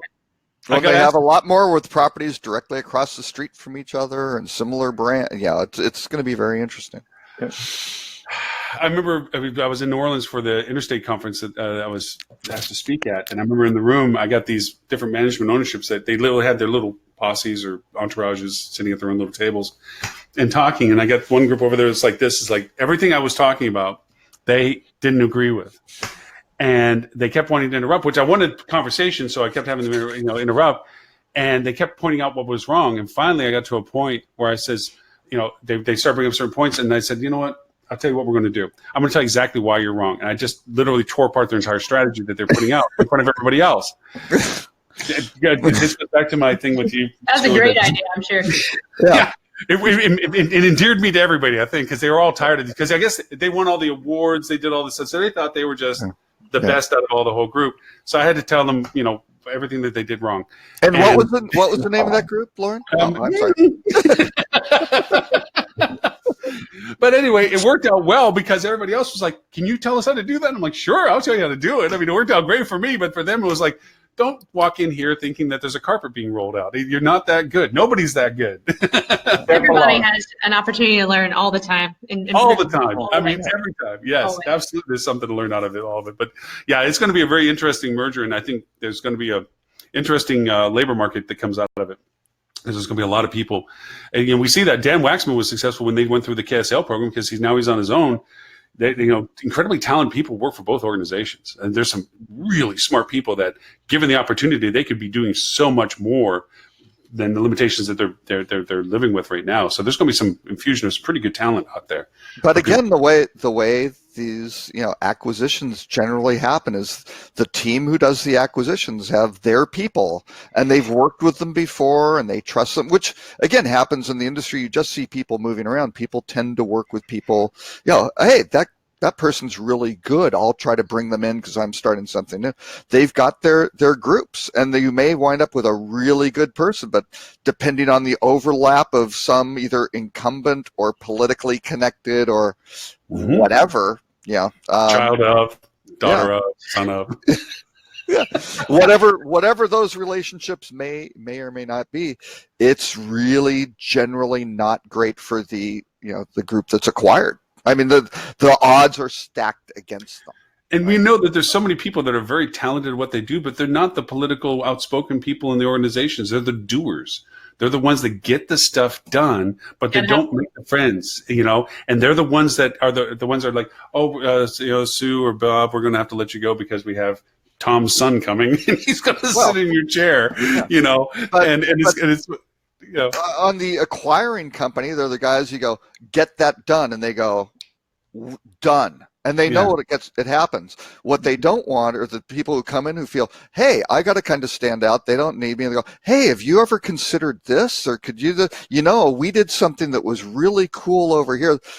They don't want to hear that, right? Yeah. That's just more complexity. It's a change of process. And it's almost like you're trying to make yourself look better and stand up and stand out. And guess what? We don't need that. We need the, how do we do it? What do you want to do? I can do that. I'll make it happen. Yes, absolutely. Yeah, That's yes, easy. people. That's easier. Yeah. Just give me the credentials. I can walk around and say, you die, you die, you die. Oh, yeah. Yeah, it is going to be an interesting blend of company, but all for, legitimate reasons, with all the mergers around, with the Starwood Marriott and everything else. It's just a big boys club now, in the sense of how big can you need to be able to play with the leverages you need to negotiate with the OTAs, to negotiate with, purchase contracts and so forth. Even they and their current sizes are small compared to the larger conversations. These organizations, have a greater leverage. Period. So, well, if you can manage a hotel portfolio that's twice as big with only 15% more staff, those are good economics, right? You have to think, with it kind of goes back to the brand conversation we were having. At some point, you're going to get so large that the personalization, it's not going to make it down to the hotel level sometimes. Yeah. It's just what happens with that large scale growth, right? I feel like it's almost inevitable. And that's not what it's about. It's like, yes, there is some benefit of getting some incremental growth off of ADR, occupancy growth of the hotel, and that's fantastic. But basically, you've got that fee revenue coming in, right? Yeah. And as long as that base continues, the little variations off of the performance increases. And if you can get a 10-year deal, a 25-year deal, or whatever, that's even better, right? So, hey, Lauren, I think you have to leave, buddy. Yeah, I got to duck. But before I go, I want to make sure, Stephanie, you are always a welcome guest. Please always be here whenever you want to.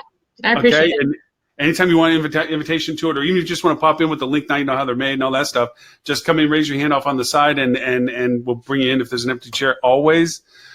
Thank you so much for spending the time with us. You stay. I'm leaving, but just thank you so much for being here. And Robert, be nice, and Stuart, of course, you're always nice. So, but thank you so much for making it in. I'll try. And I'll keep up with you on stuff, because I have a lot of other cool conversations I would love to have with you about other things. Absolutely. So I hope so. So thank you very much for being here, and bye, everybody. We'll see you all later. And Robert, make sure to tell them where to find the show. Bye. Bye, Lauren. This is where we hope nothing goes wrong, because if it does, we're screwed without Lauren. We have no one has any idea how the combination of technologies work. Lauren might not either, actually, truth be told, but that's okay. He just mashes buttons until it comes on. Yeah, exactly. So anyway, so we don't need to talk about the top story, which was ethics, because that's just boring stuff. We don't really care about that on the show. I just thought that would be a little contrarian to do it. I think when Tim's on the show. A New York Times article about what happens with all these brands in a downturn, and That one was, well, that's our rut row. That's our rut row. We always close with the rut row. Oh, okay. I want to put the cart before the horse. Yeah. So, and we can, if there's nothing else to talk. I thought there were a couple interesting ones. I like the $850 million non-gaming wellness resort in Vegas, which I just thought was just a complete, and maybe going counter to everything is something really brilliant. But boy, it's a risk. Looks really risky. Yeah. Putting it right next to the convention center. And there are just so many kind of anomalies. It's very large, right? It's non-gaming, and I don't know, why do people want to go? Why do people want to go for wellness to Vegas, right? Yeah.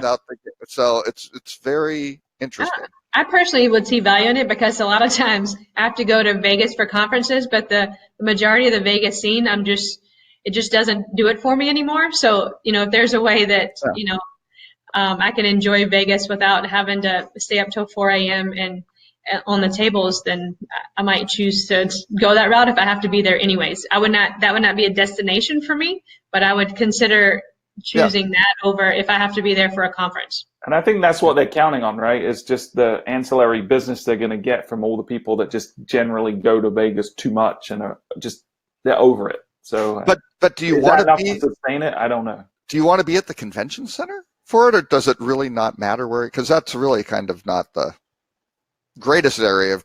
I mean, it isn't the middle of the strip. It isn't the middle of downtown. Yeah, but they're not going after leisure consumers, right? It's like Stephanie said. I think it's the people that are going for a convention for some kind of conference that just don't want to go gamble. IHG has their convention there every single year, so it's like, gotta go to Vegas again. Yeah, I don't know. I mean, we could all be eating our words, but I question whether it was a sound investment. There are probably other ways to make and other destinations to do something that would be more effective. Yeah. It's just how many rooms was it? It's a big property. 720 suites. Yeah, right. They're going to struggle to fill that. That's big. Yeah. That's going to be a tough one. So, I mean, there has to anyway, because you look at support it because some of the brands, have their little wellness, healthy spinoff that they're doing. So, I mean, there has to be some data out there to support it, right? If the brands have also went in that route to develop a whole brand around it. Yeah, I guess we shall see. Yeah, I mean, if they had acquired the Trump property, since it's located near the mall and things like that, maybe a better location, and done a wellness thing, because that property's always kind of suffered and dragged, right? Being a non-gaming property, right? So it's interesting how they do that. But hey, if you got $850 million to go build it, we'll see in 2023, right? Yeah. Okay. So we can ask Stephanie. So, what's your impression? Do you like Hilton's ad campaign with Anna Kendrick? I personally do. I'm a fan of Anna Kendrick. I follow her on Instagram. She puts out funny stuff. I think she's extremely relatable and trustworthy. Hilton has they're going into round 2 with some of her stuff, so you'll see some new variations of some ad campaigns come out. But I think in a bigger picture, I don't know if you guys saw that Hilton now outranks Marriott in terms of the, I don't know if I'm using the right word, but like strongest brand or brand presence that happened earlier in 19, and I have to say part of that must have been attributed to their campaign efforts.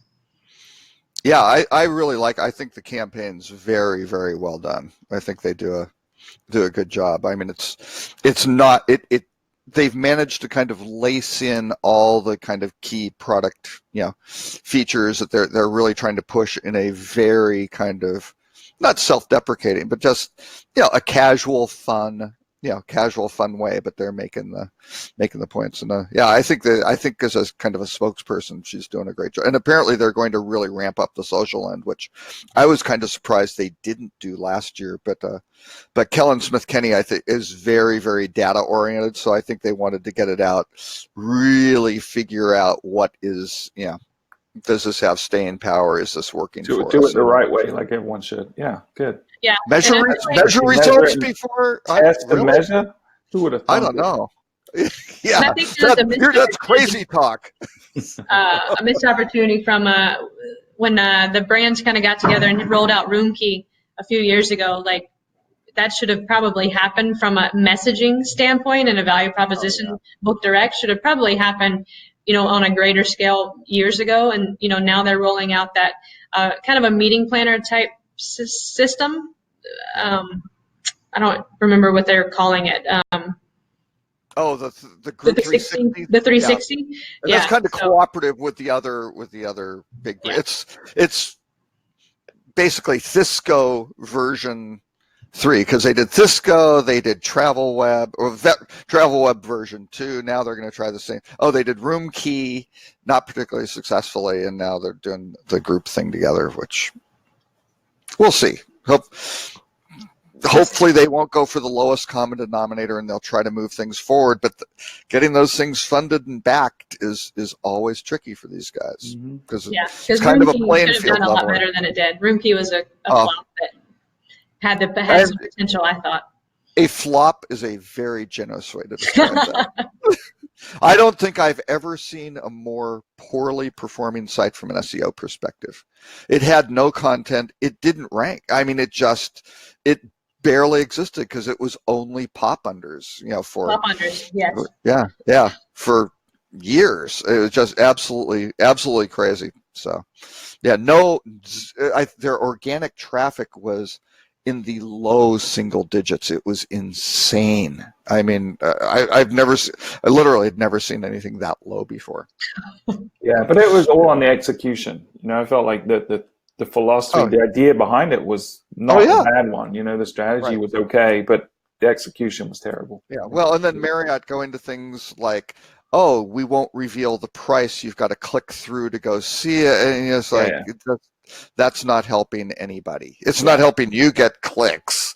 It's not, it's just not helping the site. It's just, it's pretty awful. So, but they're still around. I don't know. I guess they're still getting funded because they certainly aren't, they can't be organically profitable. So, anyway, so it goes.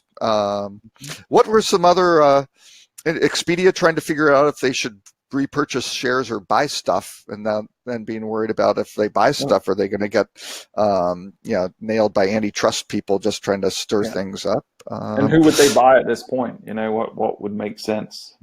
It's for the right, well in North America. I don't think they can. They get they're just so constrained, and they already did the HomeAway was their last big purchase in North America, right? Yeah, and the really smart ones for them were Travelocity and Orbitz because they had massive air traffic that was not getting monetized by the previous owners. And then they squandered both acquisitions by just turning it into a vanilla version of Expedia. It's terrible. Oh yeah, and that's it because they don't want them to be different or better than Expedia. Yeah, that's not the whole thing. Unique value proposition. Well, it was the same thing when they launched all the white label packaging sites. It was crazy because the whole goal was how do you get people to just go to Expedia? You can't have any unique experience off of that white label. It has to just be the garden variety Expedia one. And you start looking at going too far down that rabbit hole because they ended up like literally releasing the same website with slight different colors and tanking all their organic traffic that was probably sustaining some of those businesses.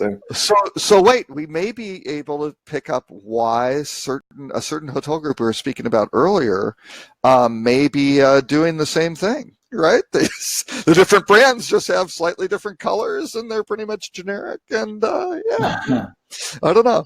Sounds like a strategy. The thing about if Expedia had done what they should have done, right, which is treated Orbitz like a separate, Travelocity like a separate business, and run it with a unique value proposition, they would have a shot at 3 swipes at the consumer when they're searching for destination hotels. And instead they've given up that ground to all their competitors. Yeah, it was interesting. They've spent hundreds of millions of dollars kind of unifying the back end, which was great.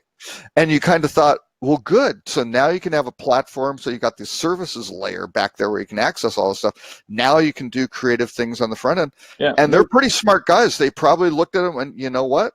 Same thing as we were saying with the major hotel brands. What's the ROI on it? If we do this and we differentiate it, we're spending this, we're creating risk. What's the return? Oh, that's not accretive to margins. So, it's better to just stick with what we've got, right? But I've got to believe that the loss in organic traffic had to cost them a lot. Like, what would it really cost them to have a different front end and maybe have the CMS control different content for each property? I know. There was a way to do that cost effectively, and there is, and they could have. And I don't know, maybe they were, and then they acquired HomeAway, and that distracted them to, probably go put the resources into that or something. In the vacation rental space, probably. It's hard to believe that Expedia has so much data and they're based at, they have an office in Seattle, and when they talk about when they're working on their website, they go through something like 300 iterations, like making tweaks and Oh, things like that, on a monthly basis. So I can't imagine they would in one fell swoop make such a big error. I would say they have 800 tests running probably right now. I mean, they are wholly data driven and really, really good at figuring that stuff out. But again, they'll make big, weird strategic errors. I mean, the whole European creation of Booking.com and growth of that was Expedia being arrogant and trying to force the U.S. model and the merchant model onto the Europeans, and they resisted, and they did not. There was no kind of fallback scenario going, oh, well, what if this doesn't work? Then what's plan B? There was no plan B sort of thing, and it didn't work. And all of a sudden, 2-3 years later, they're playing catch up to a point where it's almost not possible. They are making some inroads, but it's not. Yeah. But also, I mean, dominating. thinking about advertising and genius advertising, like the Booking.com commercials are also phenomenal and quite memorable, I think. So I think that also helped them.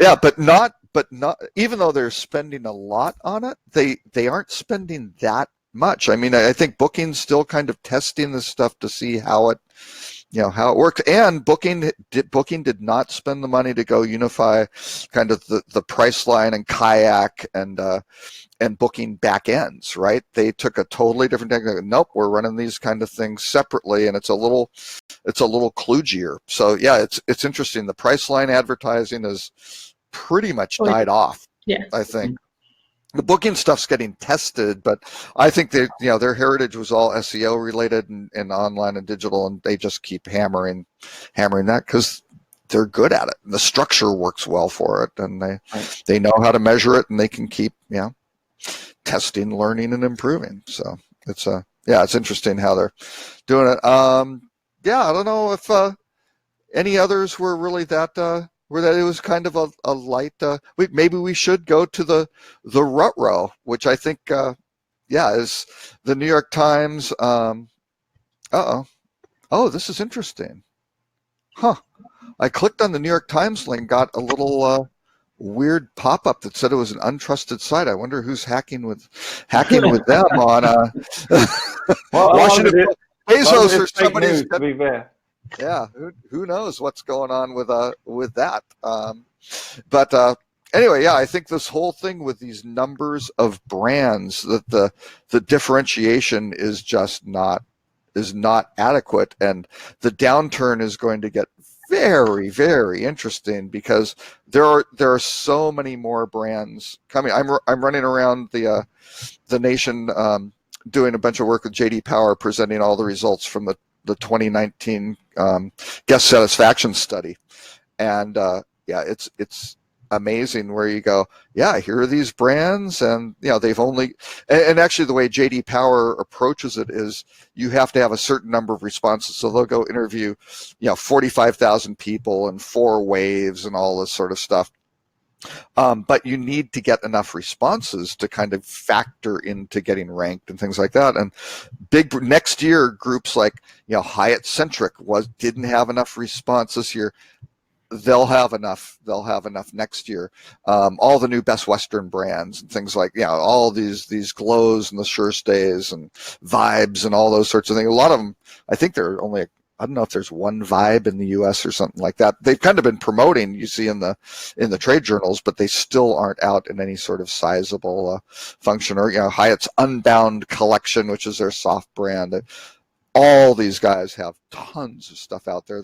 Even the major Marriott brands, I think only 17 of the 30 brands have enough responses on a pretty big sample to really have a meaningful number. So it's interesting. They're actually making the case for independent hotels because they're deflating the importance of it's all, and I think Marriott with Bonvoy, which doesn't even have Marriott in the name as a reward program, is almost that strategy is very puzzling to me. And actually, Karen Tampone is leaving Marriott at the end of the year, so I'm not sure if she was kind of the mastermind behind Bonvoy.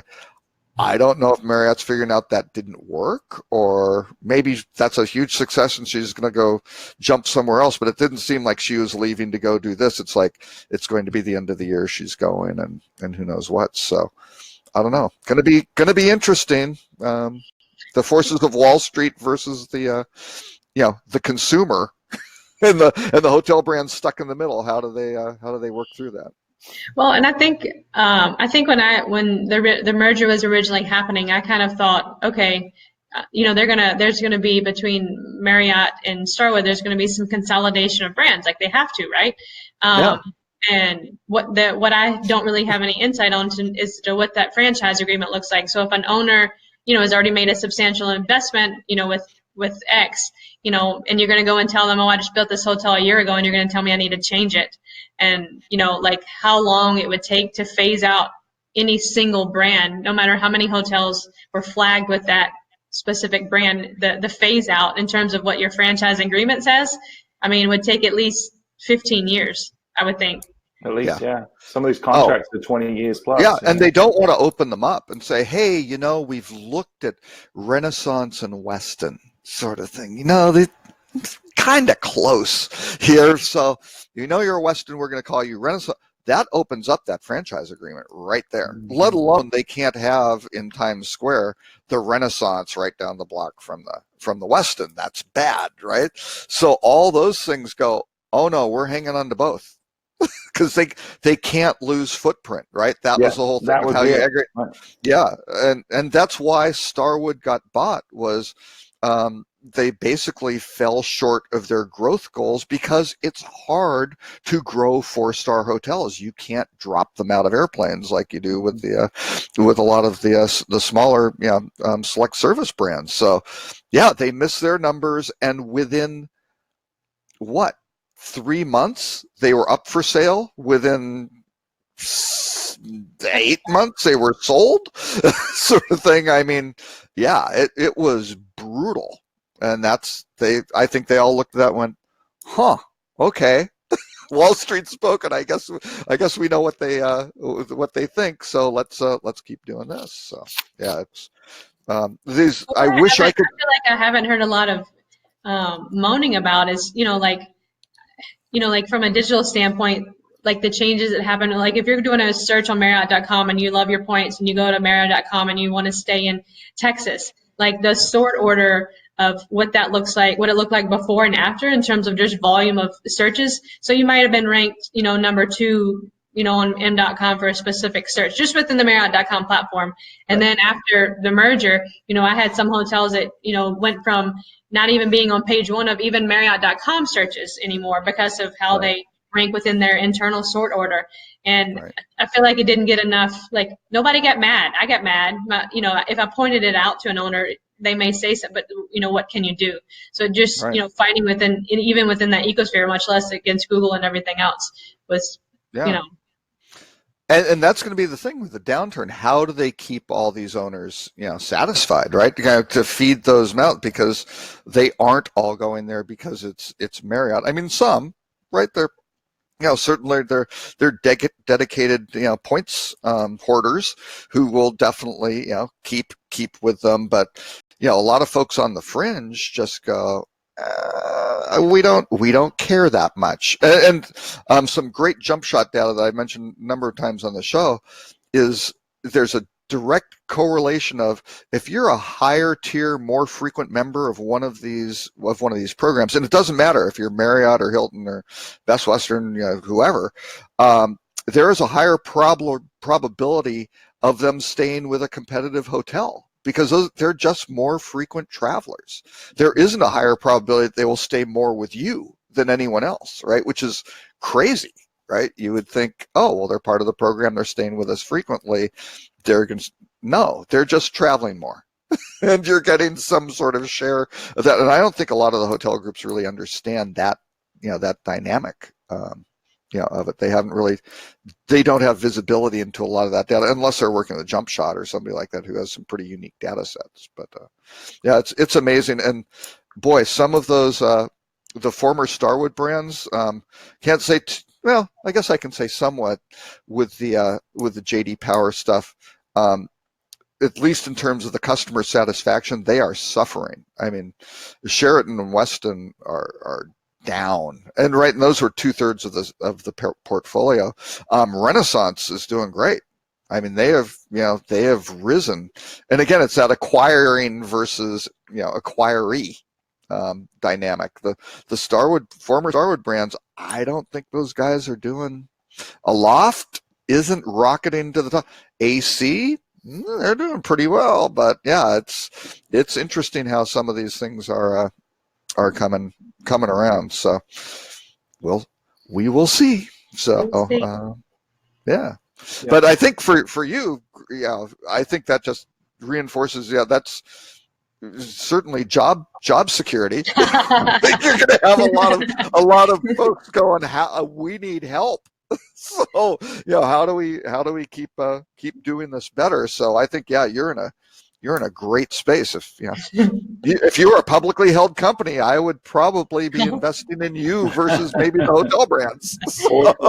Awesome. Well, I'm interested to see, like I've seen the pipeline reports from some of the brands in terms of, and if you've read the reports, like the amount of increase in supply in terms of new development coming in the market is fairly substantial. Oh, yeah.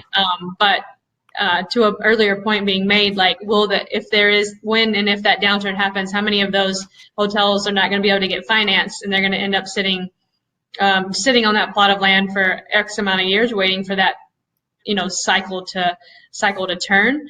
Yeah. So. I think there's a lot of interest now for especially these hotel groups. They want to get stuff done within like the next 12 months. Because again, you start looking at like 40% of economists are out there saying, "Hey, this is it's coming, folks. Yeah. At some point, we don't know when, we don't know what the catalyst is, but it can only." If you haven't broken ground by now, you might be waiting a while. I feel like. Yeah, but right now, I think actually somebody I was talking to actually last week had a very interesting insight. They go, "We've got a hotelier in the White House, right? Who wants to keep interest rates low because they've got a lot of debt on their hotels, and if interest rates go up, they're floating, and all of it is floating rate. It goes up. So for the next year or so, those interest rates are going to stay low, not just for keeping the economy going and re-election type, but actually for personal business benefit as well. So all the factors have lined up. So they're thinking for the next 12, everything's okay. So ultimately, for at least from an interest rate and things like that, then all bets are off, right? So who knows? So. We'll see. So on that sunny political, and Tim Peter wasn't on here, so we can talk about politics because Tim shuts down any sort of political discussion. But anyway, so Stephanie, where can people find you? Thank you very much for joining our show and hanging in, having the resilience to hang in for the whole duration. Yeah, good stuff. So the personal plug, my website is cogwheelmarketing.com. But I'm also LinkedIn's like my favorite social channel as an individual. So hit me up on LinkedIn. You'll see some of when the brands make me mad and I feel like I need to vent, then I'm going to put a blog post out there and, share my opinion in that regard. So those are probably the two that I would recommend. That's so weird. I read a few yesterday, and you definitely don't shy away from putting your opinion out there. That was good. That's good. She doesn't straddle the fence. She lands one side every time. That's weird, Stuart, because he was brought up in Belize. And you can tell by the Belizean accent that he has. He's 100% on TikTok. It's unbelievable. That is his only social presence. Get it. Yeah. Stuart, where can they find you? Well, when I'm not on TikTok, you can find me at fueltravel.com or fueltravel.com/podcast, or just, search for Fuel somewhere. You'll find I have listened to your podcast, by the way. So cool. I actually, there were actionable things, and I appreciate actionable insights. So that's what we try to do. More power to you. That's our value propositions. We try to be actionable. Love to have you on at some point and talk about the stuff that I have we're very limited in our knowledge on the brand side. So would love to have you on if there's a particular kind of top 10 list kind of a thing. Listicles is what we like on our Perfect. show. If you have something, Yeah. we'd love to have you on. No, that's great. They only do the podcast. They really don't do video because people can see that they're all visibly inebriated when they're running that thing. I have video noticed a here drinking worked out. theme, and I'm okay with that. There's definitely been times by the end of the show, I'm like, how many beers did I drink? Wow. Yeah. And you can't remember what you said at the beginning of the show or that you're even having the show, No, but it's okay. It's good. It's good entertainment, Stuart. Hey, we get people to listening. It's fine. It's working, It whatever is. we're doing. Very good. High signal to noise ratio. I always like to say I about feel like the we fuel. try. There's certainly some noise, but the signal is definitely Well, more that's than normal. if you just let your team do it, and if you just kind of stay on, maybe if you just moderate it and did the intro, and then Witzer the on. outro. Yeah, that might help. probably so. We have a few internal jokes too that get thrown anyway. A little bit of shenanigans, but not too much. Hijinks and shenanigans. Yes, Yeah, a that's little all. tomfoolery here and there. Exactly. Well, What about you, Robert? Where can one find you? rockcheetah.com or at Robert K. Cole on most, really, all social channels, I believe. I have to fight for that. And Lauren Gray was with us earlier. Be sure to, Lauren Gray, is really, the site that you want to follow on Instagram, because I think that's, it's Lauren. It's a different side of Lauren that you normally don't see. Don't take it. Have you seen Get that? on that. I'm Oh, going to no. do that. I'll go search for Lauren Gray on Instagram. He's Or very you different too. from this video. Yeah. Or on YouTube. He Yeah. has 3 million followers, something like that. Yeah, Yeah. it's a whole different Lauren. Yes. Yeah. Wow, he's an influencer. Look at him. Oh, he is. Oh, he definitely is. And he can just really click between personas just on a dime. His It almost lip takes almost syncing is phenomenal. For that's how he got himself famous. Was lip syncing famous it's songs. lip syncing. Yeah, and it almost takes on a physical appearance thing. It's like when you hear a great impressionist or something. One of these stand-up guys who does impression. Where they almost take on the visible look of them. Well, I would say he's the Hannah Montana of our day in many ways. I would say that I would say so. Wow. That's a big statement. Mm-hmm. That is a big statement. Hey, Lauren, I think at that point himself is a big statement. So. That's right. Exactly. So, all right. Well, thanks very much for everyone. I believe Lauren normally wraps up by saying how many times this show is rebroadcast across. Which makes no sense. Which makes no sense. People just watched it that it was rebroadcast to. Right. Exactly. I'm not sure. Yeah, we've got to hone in a little bit on Lauren's kind of maniacal. What would you call it? It's a mad scientist, experimenting with things approach to megalomania is what I would call it. It's yeah. I have been telling him we can use the Zoom webinar function. I think we can do everything Webinar Jam does and publish it out, and we'll be good on one platform. But he likes tinkering with his toys, and I think he found Webinar Jam on AppSumo, and he has some sort of contractual relationship to keep supporting every AppSumo, anything that was on AppSumo. I believe he must support until it dies off. So that's funny. All right. Well, very good. We'll see you folks this time next week for all of our dedicated viewer. Thanks for having me. Happy Friday. Yeah, thanks for joining. You did great. Okay. Bye-bye.